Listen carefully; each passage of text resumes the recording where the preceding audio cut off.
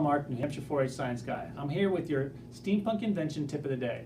So one of the big parts about a steampunk invention is repurposing things. That is using something in a way other than it was intended. In my case, I've got my mousetrap car.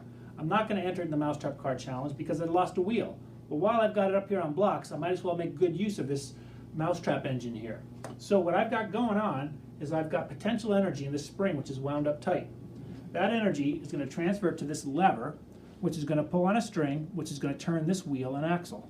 Now a wheel and an axle, that's another kind of simple machine. And you should think about using some of those in your steampunk invention. This wheel and axle is going to turn a belt, which is going to turn this second wheel and axle. That is then going to wind this string, which is going to help me make a pig fly, or at least get hoisted up on a string. So let's see if it works. First off, we're going to repurpose something to use it in a different way.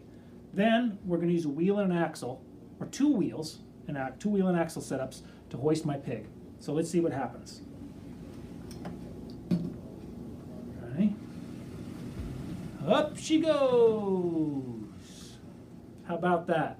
So, to learn more about steampunk inventions, go to our website, and we'll see you at the Makers Expo, April 13th in Meredith, New Hampshire. See you there.